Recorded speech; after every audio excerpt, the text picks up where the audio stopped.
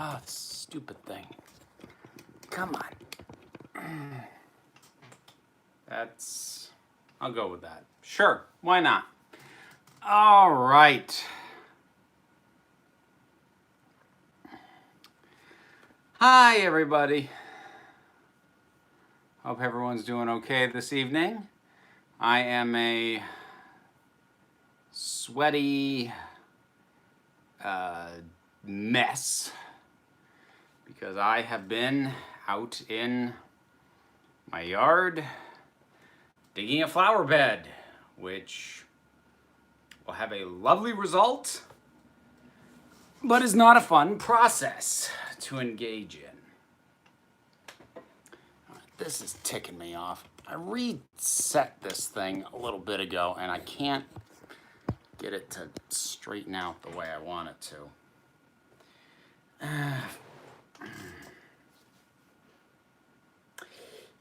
Yeah, no, nothing's agreeing with me today. That's just how it's going. Hi, Kara. Actually up at midnight for one of these for once. Oh, Bailey, I'm sorry I'm keeping you up so late, but thank you very much for joining. Hola to you as well, Anna. So yeah, the title of the live stream, Adulting Sucks, because yeah, it just kind of does. I don't really have much of a plan or a theme here. We'll talk about stuff as it comes up. All right, this is driving me nuts. Why was it better before? Why does it suck now? Sorry, hang on. This is... All right, we're gonna do that. That's better. All right. I felt like the camera was pointed at my crotch, and that was really bothering me. Generally, if you want that view, you gotta pay me more. Adulting is overrated. It's not just that adulting is overrated. It's a friggin' jail sentence.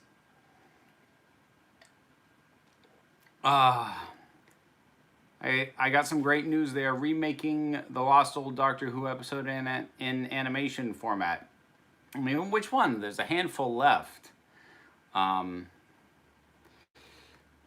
we just agree that being adults and kids both suck in different ways, and being a teenager, I get the worst of both worlds? Sure. Yeah, I'll go with that. Look, when I say adulting sucks, I'm not one of those people who's going to be like, you kids, you got it easy. No! Being kids sucks too, just in a different way. And when you become an adult, you find yourself oddly nostalgic for the ways in which being a kid sucked, as opposed to being an adult sucked. But again, that's not me saying that you've got it easier, just different. And I've just realized I don't have my ring on. Hey there, Tracy. Thanks so much. How much more? Springing off of, you'd have to pay me more for the crotch shot. Sorry, you left yourself open there. I did a little bit. And I mean, if you want to get an idea of what folks see when I'm paid, head on over to the Vera Wild Instagram and the latest picture that went up there from my show this past Friday. So there you go. You all have a homework assignment. Love the glasses. Yeah, I like these glasses a lot. All right, so I did take, like last time, and I'm going to try and make a habit of this. Excuse me. I did take questions from the Discord. So the first one of those that I have is, I would like to hear your take on parenting if you are so inclined. Boy, that's broad. I don't talk about parenting a heck of a lot. I think largely because I don't presume that I'm better at it than anybody else is. And I don't talk about it a ton here just because I have a very high degree of concern and respect for my kids' privacy. I talk enough that people, if they pay attention, they should know I have a daughter. She's 7. I'll leave it at that. Pretty sure I've never actually even said her name on here, and that's intentional. But, I mean, The big thing for me is because her mother and I aren't together anymore, but one of the things that has been very grateful and has made the split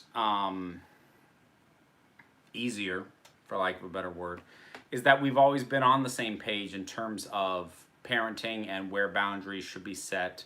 And when something goes wrong, even like when it's, because strictly speaking, when she's with me, not her mother's responsibility. When she's with her, it's not my responsibility.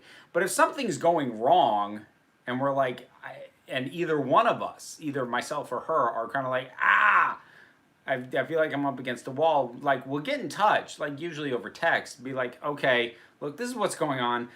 This is what I'm thinking. Tell me if I'm crazy or if you have a better suggestion. And we have a good enough relationship that we're okay to do that. And I think that makes life a heck of a lot easier. Are you enjoying Stu Bagful's popular content week for 10,000 subscribers? I think it's great. Yeah, anyone who doesn't follow Stu Bagful, he is,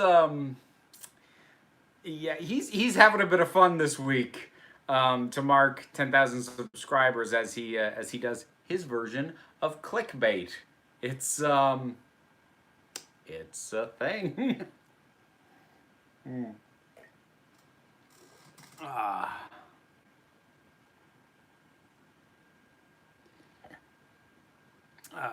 Are you closely following this year's Comic-Con? Nope.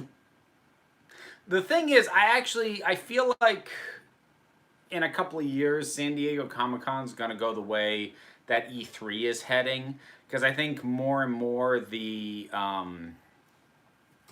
people who used to do huge announcements at Comic-Con are realizing they don't need that stage. They don't need that platform. I mean, who are the the big players at Comic-Con in terms of announcements or whatnot? Oh, thank you very much, Dorian. Marvel, Star Wars. Star Wars gets its own celebration. Marvel gets covered now when Disney does D23 or whatever the heck it is. DC and Warner Brothers, they haven't really set up their own things, but like the number of these places that like need the stage, they don't, and I think they're realizing that. That said, it's not like it's irrelevant yet, but I think it's hit its peak in terms of size and relevance, and it's all going to be downhill from here, as far as I'm concerned. And San Diego Comic-Con specifically is something that like I have no interest in going to. I do want to get to more cons. I'm going to be going to Terrificon next month with Liz. Very excited about that. But like something the size of San Diego, I'm just like, this doesn't need to exist. Not in the digital age. Yeah, D23 is soon too. Yeah, and that's where I expect Disney to make most of their major relevant announcements. Like maybe they'll trot out some specific actors onto the stage at Comic-Con. Clarify some things that, give more details of things that were announced at D23. But I don't think they're doing their big announcements at Comic-Con. Like Marvel owned Comic-Con for years, and they don't need to defend their crown or anything. There's nothing to prove anymore. This is more of an assumption than a question. Oh, dang it. It wandered off. Hang on, let me back up. This is more of an assumption than a question. I was one of your favorite commenters until your midnight review. No, I don't hold a grudge for what you did. I saw what you did. I did put a stop to it, but I know, I get why you did it. It's okay. You're a great person. And whew, geez. Thank you, Alex. That is a bold statement. And I'll take it. Someone at the apartment complex said, my humor reminds her of Donna on Doctor Who. She's a Whovian. Well, then that, Donna, is a great compliment indeed. I have a friend, I have a burlesque friend who, Liz and I are desperately trying to get her at least enough into Doctor Who to see Donna, because she looks a lot like Donna, and like ever since I met her, I've kind of been like, I wish you were in Doctor Who, because you would do an awesome like burlesque number as Donna, and it would be amazing. Just kind of got Donna's personality a little bit too. Rose's mom, Martha's mom, or Donna's mom? Oh. Whew. I think, like, if I were gonna pick who I was gonna be stuck with as a mother, and that's the basis I'm gonna be, because like broadly speaking, in terms of who I prefer to see on the show, I guess Donna's mom I think was usually better written and better used. But if one of them was gonna be my mom, I'd probably opt for Jackie, Rose's mom, because as much as she could be a bit irritating, she was also probably the most easygoing and least judgmental.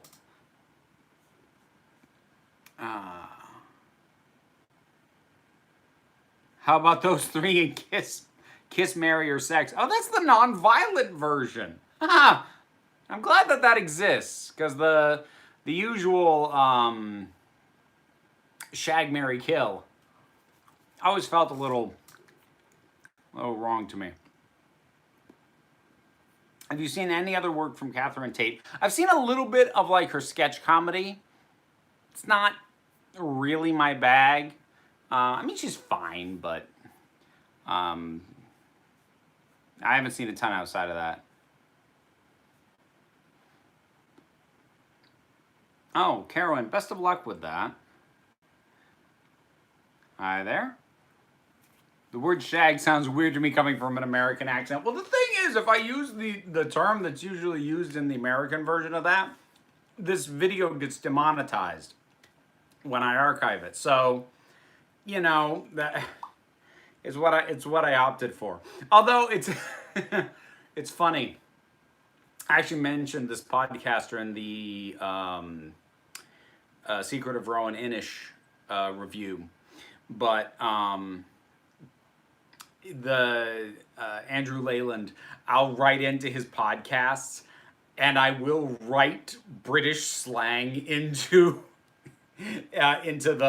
my email replies, just because I love hearing him say it. And like it's not things that I would say casually in conversation. I don't say that something's bollocks day to day, but I'll absolutely write it in my feedback to him because I love hearing him say it. And he is in fact British, so there you go. Which Doctor Who companion had the more sad ending? Donna. So yeah, no, it's Donna. So going back to the Discord really quick. When was the first time you realized you were an adult? Oh boy, if I'm what passes for an adult, we are all in trouble. I don't know if there was a light bulb moment, but I don't think I really truly started to properly feel like an adult until my daughter was born. That was terrifying. In a, oh crap, I need to stop messing around and figure crap out kind of way, because somebody else is super dependent on me. Have you ever watched Daredevil on Netflix? I have. I did a review for season 3. After that came out. I don't think I have reviews up for seasons 1 and 2. I like season 1 a lot. I did not like season 2 very much at all. Raspberries are in season now. I know! They're delicious. Love that shirt. Yeah, I'll shout this out. Actually, this is a local guy to me. I usually see him at things like the Vermont Renaissance Fair. This is VT Celtic. He comes up with these designs and these shirts. I've gotten like things like this for other people though. I think my mother gave me this one. But I like his designs a lot. They're really cool.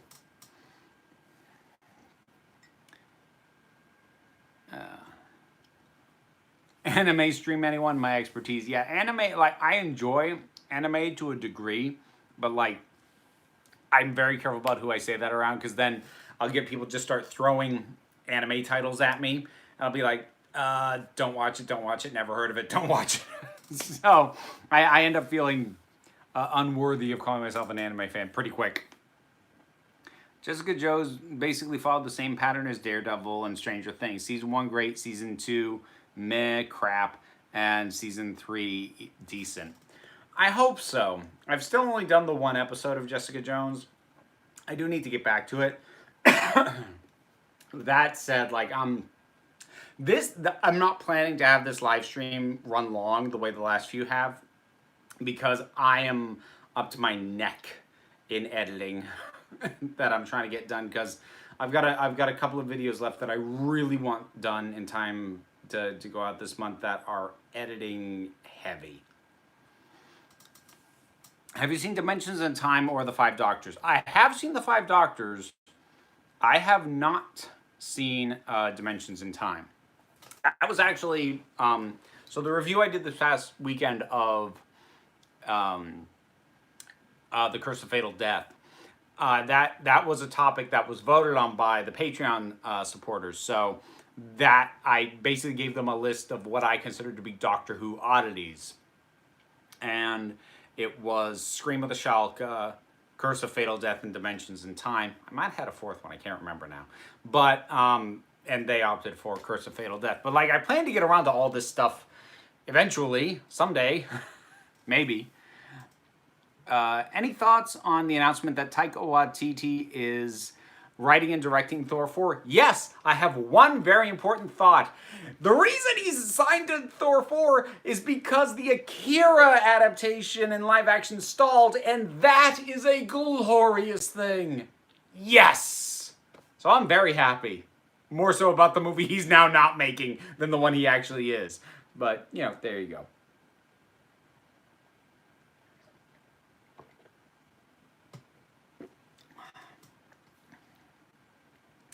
When are you going to be on Radio Mondas? I'm actually talking with Ace Creeper. We're trying to work that out. His schedule is very open right now. Mine isn't. So, you know, it's logistics like it always is.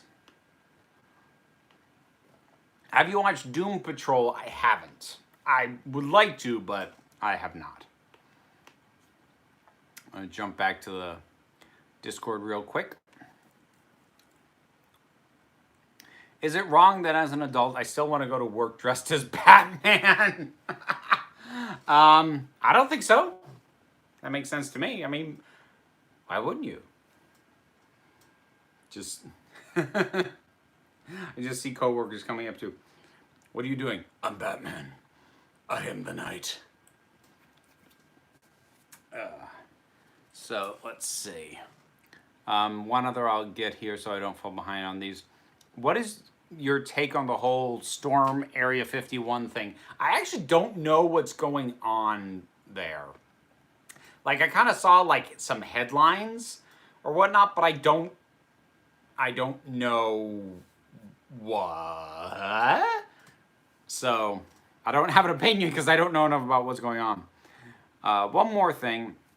So I didn't reply. You said you reviewing Children of Earth is a possibility. I'd be really interested in hearing your thoughts on that. I would like to revisit that. Certainly in terms of Torchwood, I am much more interested in talking about Children of Earth than any other part of Torchwood, because I really liked, nobody heard that, Children of Earth. And the rest of Torchwood I am very mixed on. Pardon me, I'm just pouring myself some water.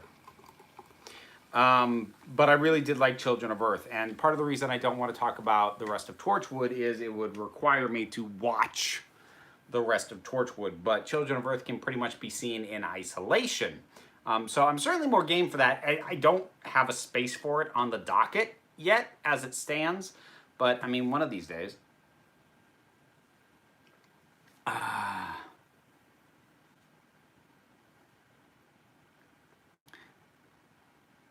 I still can't rewatch Children of Earth. It's amazing, but very painful television. Yeah, it's not gentle. Children of Earth is, here's a big part of what I like about Children of Earth, especially compared to some other episodes of Torchwood. Children of Earth is legitimately mature and adult, as opposed to the superficially mature and adult that Torchwood usually was in its first two seasons. So like something like its second episode, which was Day One, which I hate. I hate that episode so much. It is so bad.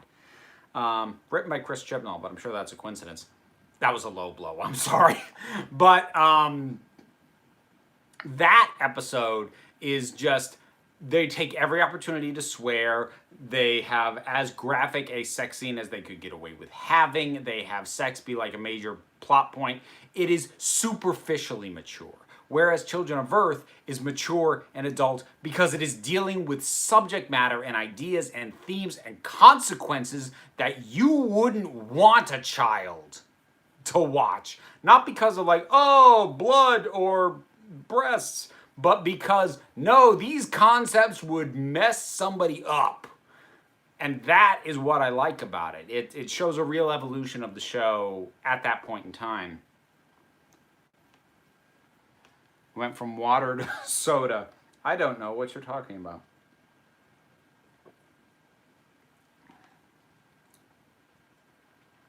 Capaldi's character decisions in Children of Earth. I mean, there's a lot of tough stuff in that. And I haven't rewatched it since it's aired. So, heck, it messed me up and I'm an adult. I can't imagine what it would do to a child. Yeah, that's kind of my point. Because, like, I can, and some people might consider this bad parenting, but, like, I saw, from a fairly young age, I saw the movie Trading Places, which is a Dan Aykroyd, Eddie Murphy movie. And that movie has swearing, F-bombs get dropped, and nudity. But my mother didn't care because she knew that I knew not to repeat those words. And my mother actually never had a hang up on nudity. There's no actual sex scenes in the movie. But she was okay with that because the basic premise was something that could be enjoyed at any age. It was just the trappings that were adult. And that's kind of the way that I feel about a lot of stuff like the more juvenile elements in early Torchwood, as opposed to something that is fundamentally at its core, it's very conceptual seed. You would not want that near a kid. Thank you very much, Princess. Best moment in Doctor Who movie 96.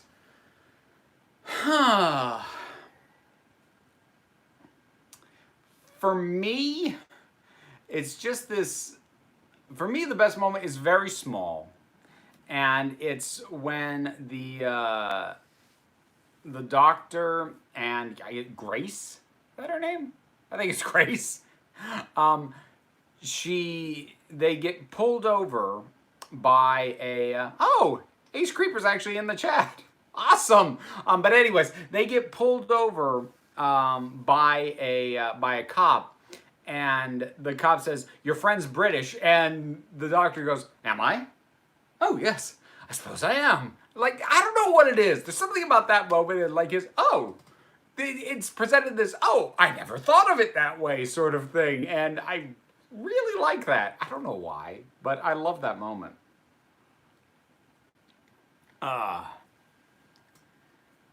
My cousin showed me Child's Play when I was 8, messed me up. I mean, I've dedicated a video to stuff that, freaks me out.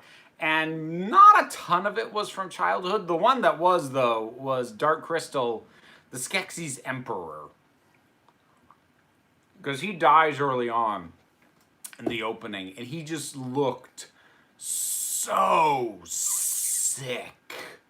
Like, so rotting, and his breathing was this harsh little that creeped me out. That kind of freaked me out as a kid, and it still like gives me just the heebie-jeebies even now.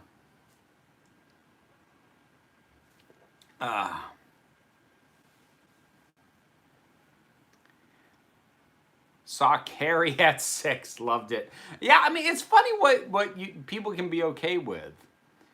Recently I saw The Terminator and The Princess Bride, both great films. They are.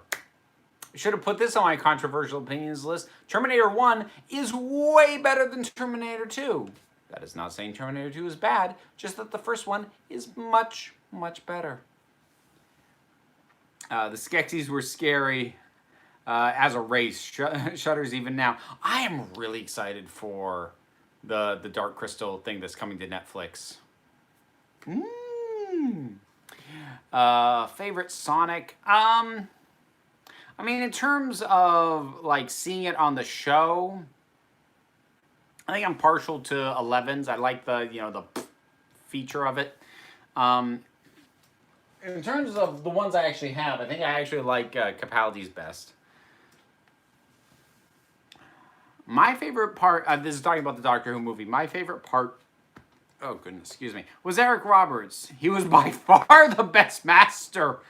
Okay, I'll stop with these shenanigans. Oh, whew. You scared me there. I kind of like that you had a, no, I'm sorry, I couldn't say it with a straight face moment. That was kind of awesome. Controversial opinion, palpable, oh, okay, so Palpatine, I think autocorrect got you there. Palpatine in Episode 9 isn't the worst thing ever, and I'm excited to see how it plays out, how it ties the trilogies together. Whether or not the idea of Palpatine coming back in Episode 9, which I hate, conceptually, I really hate it. We'll see how it gets executed. But whether or not you think that's a bad thing has a lot to do with what you like about Star Wars and sort of your feelings on the thing as a whole up till now. And I'm perfectly willing to accept that people with different perspectives on the series as a whole won't have the issues that I have with it. I freaking hate it, though. What Doctor team-up would you want to see on screen?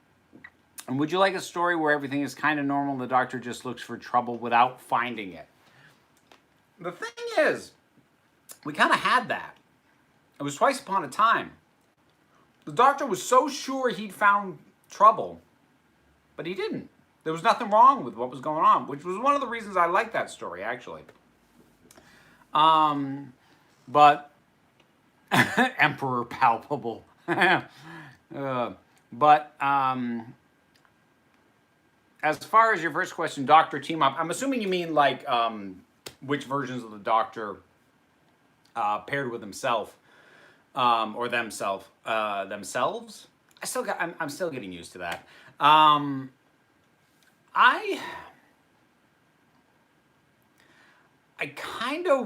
mean, it's not possible now, but like just conceptually, I kind of like to see 12 and 2, Capaldi and Troughton, because I think Troughton, not constantly, but every now and then would do something that would really get on Capaldi's nerves, and just the eyebrow glare of death. I'd like to see that. You need to watch Dimensions in Time. It's trash. That's what I've heard. That's gonna be an interesting thing. Have you seen the show Gentleman Jack? No, I've heard of it. I haven't seen it. Adulting of the Daleks. I'm going back to the Discord.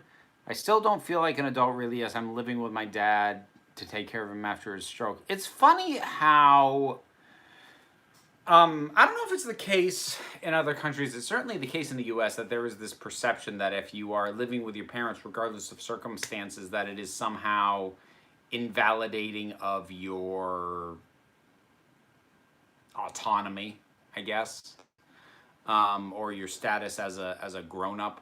But I don't really think that's the case. Or I kind of wish we'd shake that off as a culture, especially if like you're there because you're helping.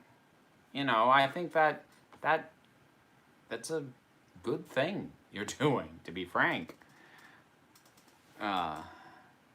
Is it a Council of Geeks live stream without something of the Daleks? Nope.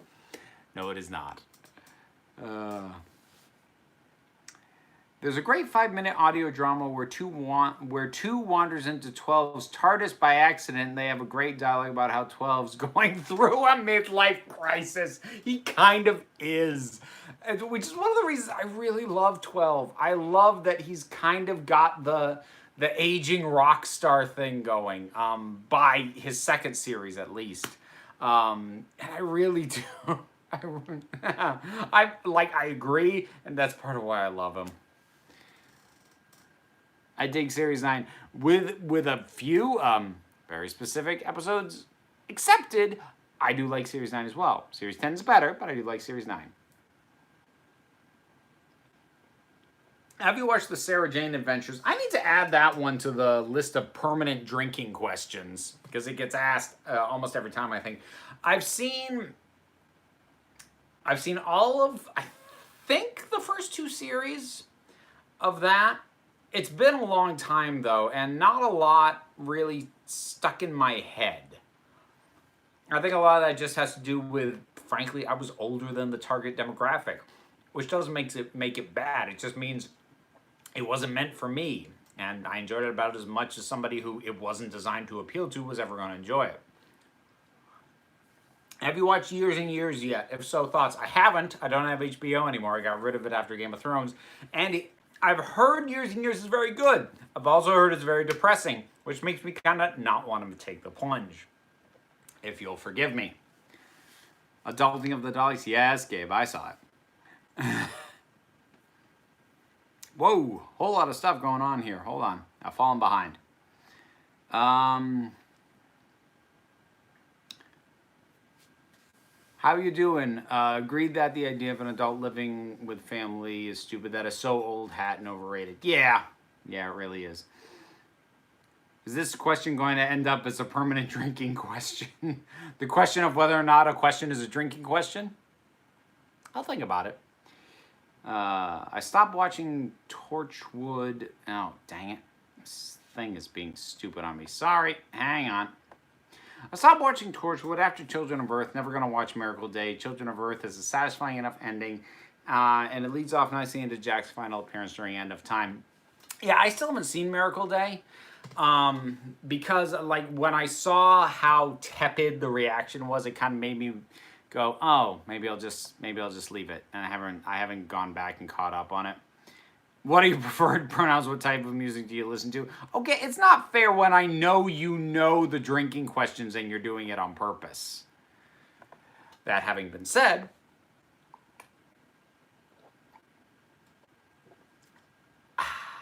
refreshing. Just got in. What are your hopes for Thor 4? I don't have specific hopes. My reaction was based more off the movie it meant that Taika Waititi wasn't going to make, i.e. Akira, because that movie should not happen. How about the music video for Terminator 2 Guns N' Roses song? I love Axl Rose Waste of Ammo. I don't think I've ever seen that, actually. Miracle Day isn't as bad as some people say it is. It has its moments. I mean, like, the impression I got with Miracle Day wasn't necessarily that it was inherently some awful thing, but that it was such a step down from Children of Earth that even if it still had merit, people considered it a letdown.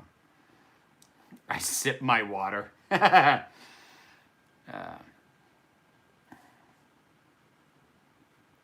What is that other movie? Oh, Lizzie, Taika Waititi was tied to the live-action American remake of Akira. And it stalled. And that's why he's doing Thor. Because live-action, Akira, bad idea. Especially in American live-action, Akira. Very, very, very, very bad idea. Have you ever done script writing? Yeah. Yeah, I wrote a script. I mean, like, aside from obviously like writing my own shorts for when this, back at the start of this channel, I did actually write a script for a friend of mine who, I wrote a script for a ghost movie, and they started shooting it, but then things stalled, and like a whole bunch of the actors were college students. Then they aged out of the part, or finished college and moved away, or whatever. So like, if that ever gets shot, they have to start over from scratch. I'm not expecting it to ever happen, but yeah, I've written screen stuff. Is there any case when you're not against remakes? No, but I'm always very skeptical of them. And like, my issues for Akira are twofold. First is, I've got my inherent issue with animated films being remade in live action, which is, I feel, it inherently undermines the value of animation as an art form because it reinforces the idea that the real movie is live action. And F that noise. But beyond that, Akira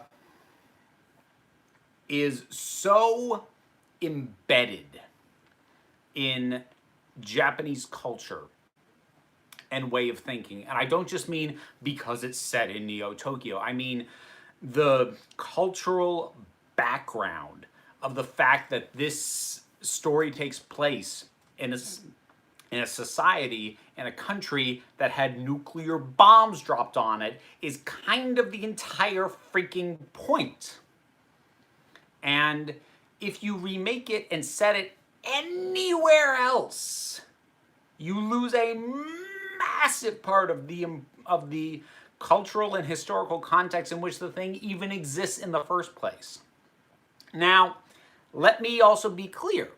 If it ever gets made, I am open to the possibility that it may in fact work. You can have stories that are deeply embedded in a specific culture, and if you deal with them carefully, transplant them to another culture. My go-to example of that is The Departed, which is a remake of Infernal Affairs. Now, Infernal Affairs was a film very much entrenched in the culture it came from, because it was about triads and that whole organized crime culture. But when it was transplanted over to the US and set in Boston, they restructured it from the ground up to reflect the American equivalent of that. It was reworked pretty heavily while keeping the same core concept of mole in the police, mole in the mob. So it can work, but my problem is 99 times out of 100, when a studio remakes a film, they are just banking on the name and the built-in name recognition. Then they don't put the care in that is required to remove something from the cultural context in which it was made and inject the cultural context for which you're now presenting it. When that happens, it is amazing, but that is such a minority of times. My default is going to be skepticism.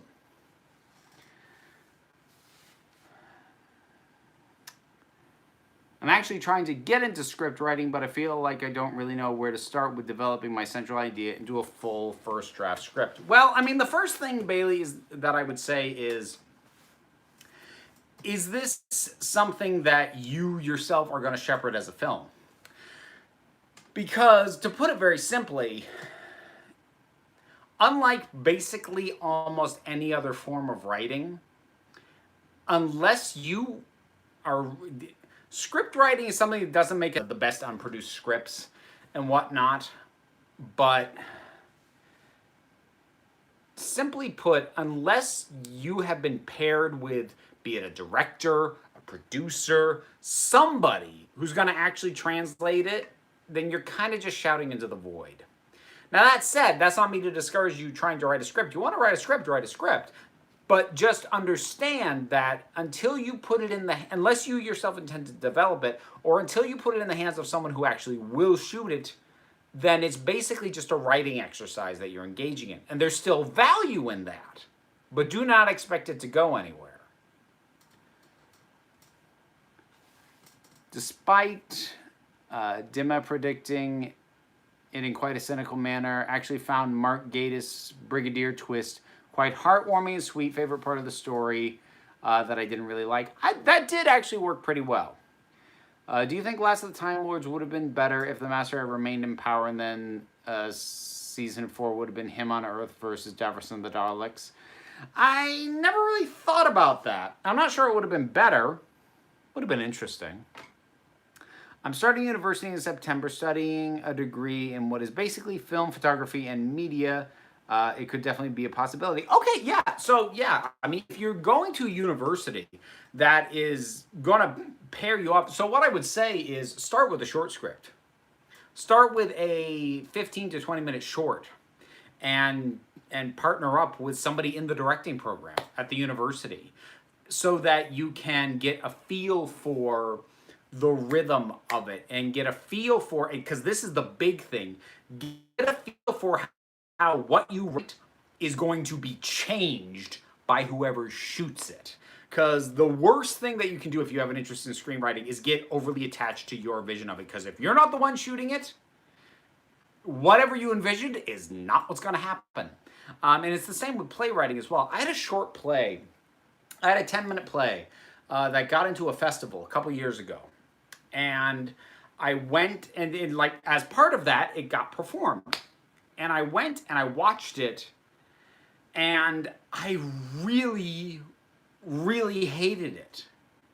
Because very specifically, one of the actors did, the choices he made in playing the part, in one of the parts that I wrote, was so antithetical to what I'd had in mind that I absolutely hated it. But the thing was, I wrote, and I did this very deliberately because I've had an interest in acting, I wrote it in such a way that it was interpretable. Because if you over-specify in either a screenplay or a stage play exactly how something is to be written, you are handcuffing your actors. That was something I ran into with the play that I've actually self-published under Vera Wild. That one of the earliest revisions I did after having a reading of it was to remove a bunch of things that were dictating how the actors should be reading lines. Like I was using ellipses to indicate pauses. And one of the first pieces of feedback I got was, I really feel like I don't get to decide how this line reading is because you've told me where all the pauses is. And I went, okay, I need to only do that if it's super important. But if it's just what it sounds like in my head, I need to take that out. That needs to be out of my power and into the power of someone else. Which is the hardest thing to sort of wrap your head around if you're doing either script or stage writing, is that whatever you write, once it's in somebody else's hands, they're going to do their own thing with it, for better or worse.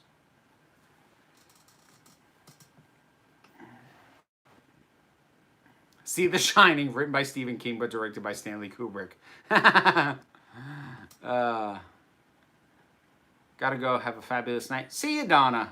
Thank you very much.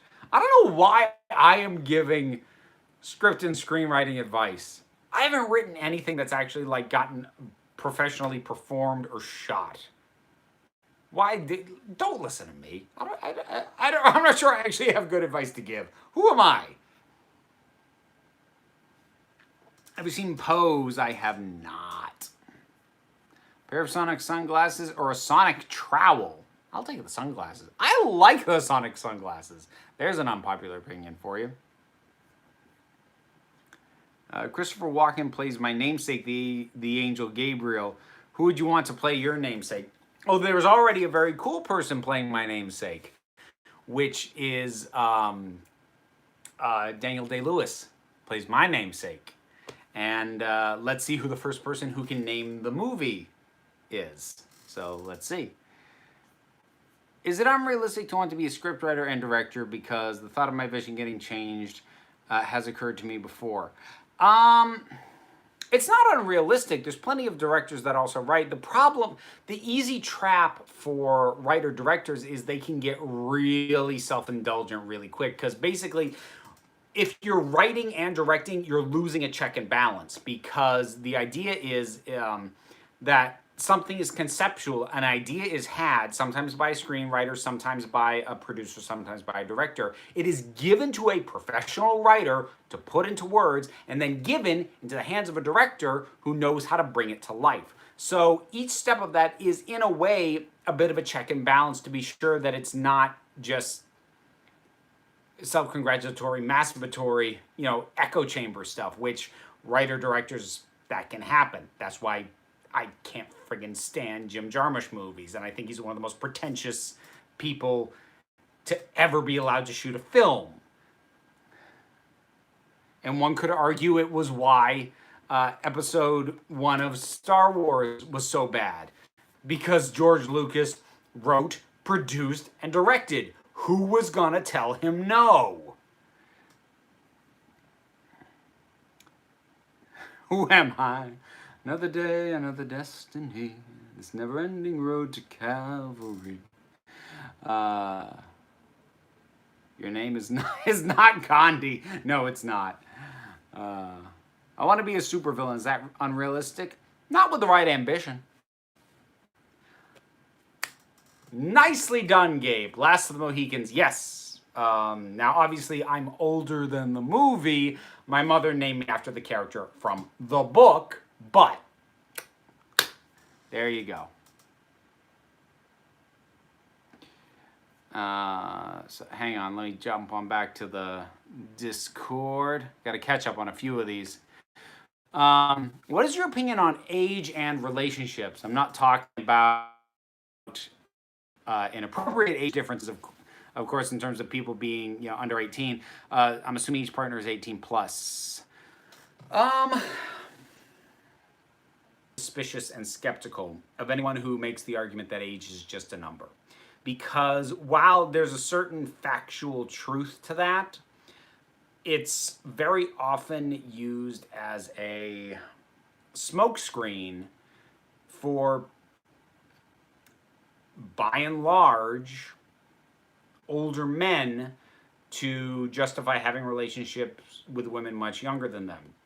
And not all of those are always automatically bad. And I'm not going to call it a red flag. Let's call it a pink flag.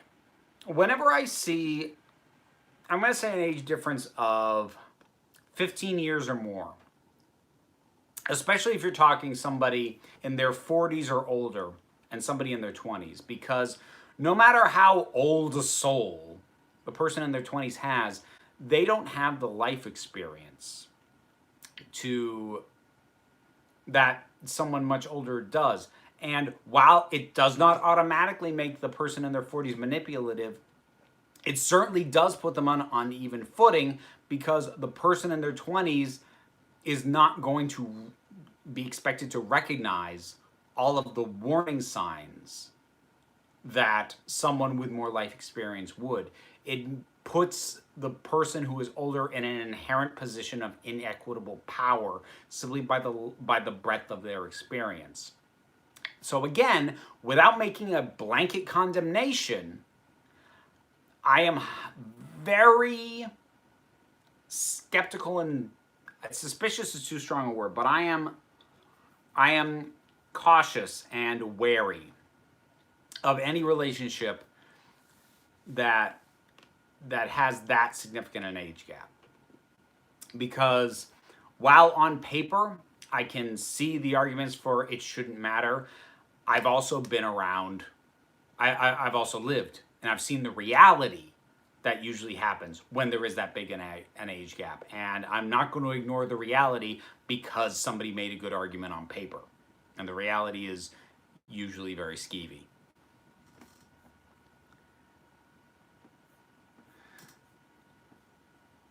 Let's see.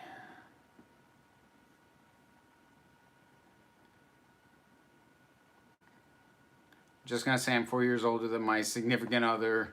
We're both kind of goofs, though. Well, I mean, what am I?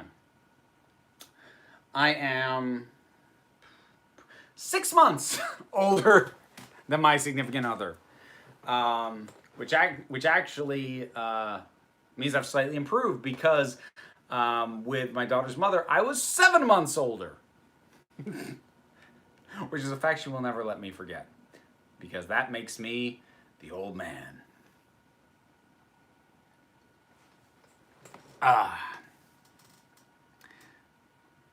Don't date someone the same age as your kid. I mean, that's... I don't want to sound like a prude, but that just kind of makes me go...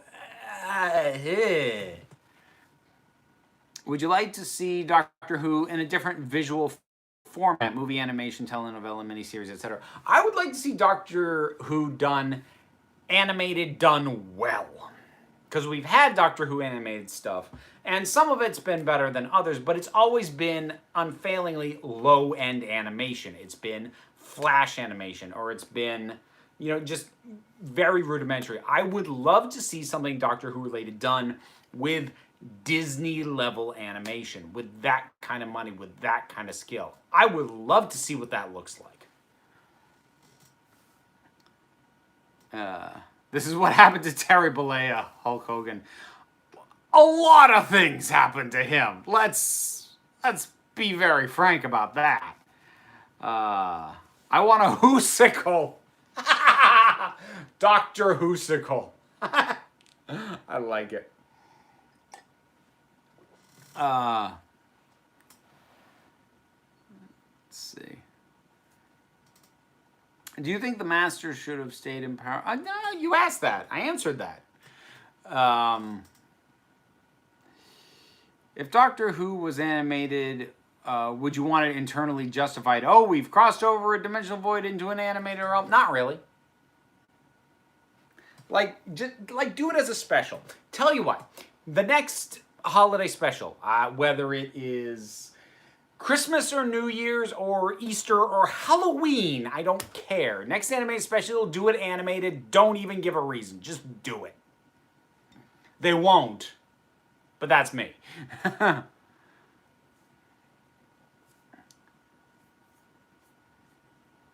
Do you think Martha Jones is underrated? Yeah, by and large.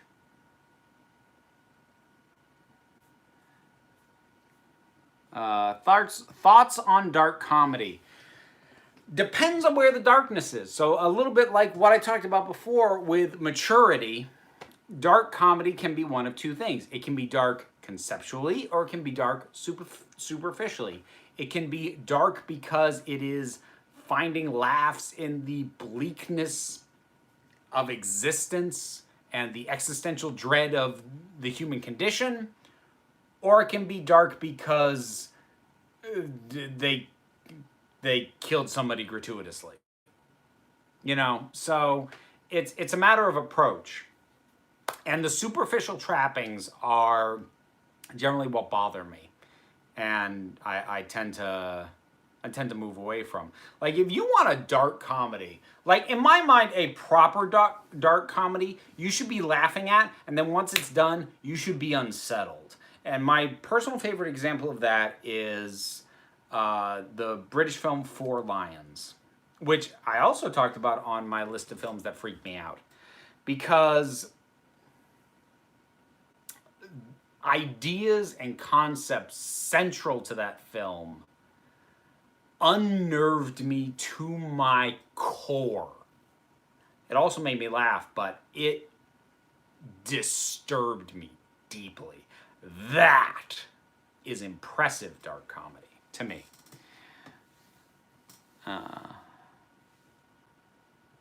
If they did a Doctor Who Halloween special, could you see the Doctor dressed up as one of his previous selves? I mean, Sixth Doctor's outfit is the most costume-like. Go with that. Thoughts on Memento? Love it. That's a great film. I haven't rewatched it in a while, though. Thanks for your Stranger Things review. Was tentative to see season 3 after feeling the same way you did about season 2. If you didn't like season 2, give season 3 a shot. Don't expect it to be season 1 good, but it's good. Could you please do more Inside number 9? I've watched series 2 and 3, and they are so much better than series 1. Maybe. We'll see. Has your top 10 10th Doctor episodes? I mean, I'll do that after I finish up the 10th Doctor. I'm getting there. Four Lions was amazing, terrific, and I can't confirm. I know many people like that. So very true to life, which makes it even more dark. Yeah, pretty much. So Ben Wharton is saying, sorry I missed the answer to the question. Could you answer it again? So what he'd asked was if I thought Doctor Who would have been better if at the end of series 3 the Master hadn't been defeated and he was still controlling Earth. Into series 4. I don't know if it would have been inherently better. It would have been interesting. It would have been a pretty bold choice, as long as they didn't undo it with the Deus Ex Machina, the way they actually did in the show. But I don't think it would have automatically been better. My one big concern with that idea is it would have really made it a very terrestrially bound. It would have made the stakes kind of demand that the Doctor stay on Earth until it was dealt with. And I don't like Doctor Who when it feels overly tied to this planet. I want him off and adventuring.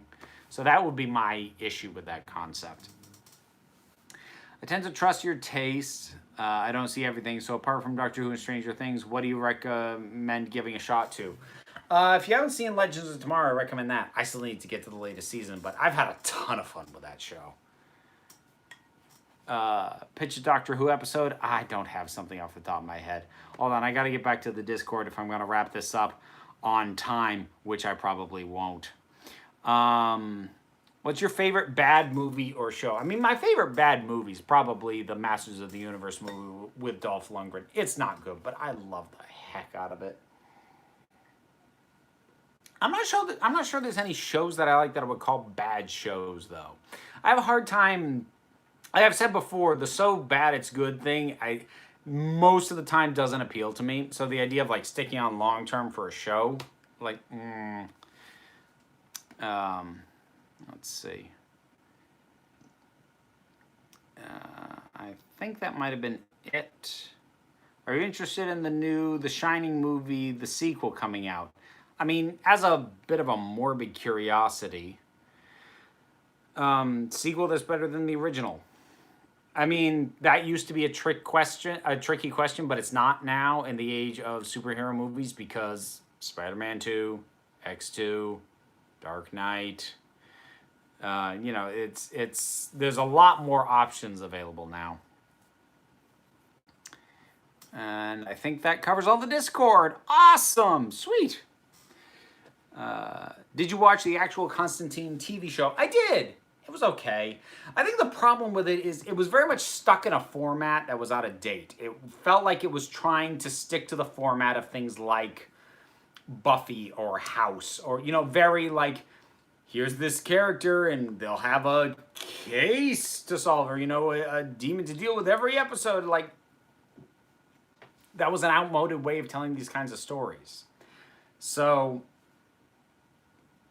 excuse me. I think that was a fairly big part of why I didn't do better. Even though Matt Ryan was very good in the part, and I'm glad he's still playing it. But like the show itself, honestly wasn't great. Because its format felt both outdated and safe. That said, see the animated City of Demons, because it's amazing. I like your review of Curse of Fatal Death. But what is more funny is that it was written by Stephen Moffat, who made the Doctor Who series later. I mean, it is, especially with all the parallels you can draw with the jokes he made and things that he would actually then do later. It's actually kind of funny. Would you be interested in Sherlock Series 5 revealed at San Diego Comic-Con, even though it probably will never happen?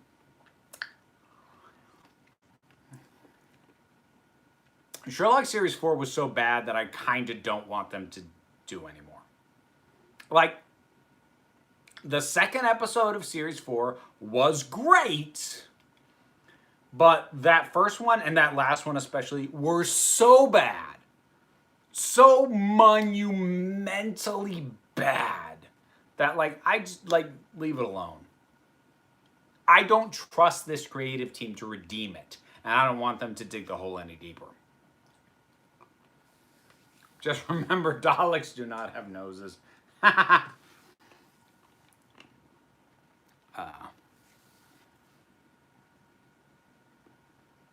Unpopular opinion, I find Sherlock to be boring. The thing is, I feel like it's actually becoming a little bit of a popular opinion to say that Sherlock was never good, which I think happens rather often in shows that end badly.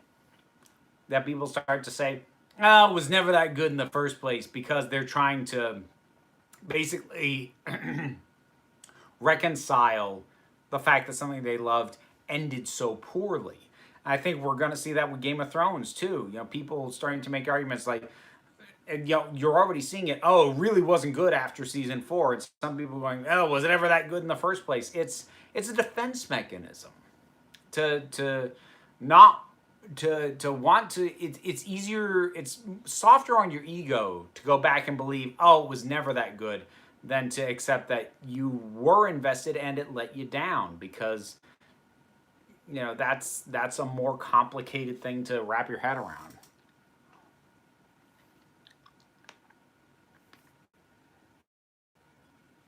I think I'm going to wrap it up relatively soon. How do you rate Moffat as a writer? I always feel that as a lifelong Who fan, it's amazing to have new villains written into the lore which hadn't appeared for decades.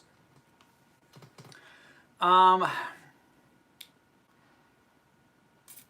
like Moffat better as an episode writer than a showrunner.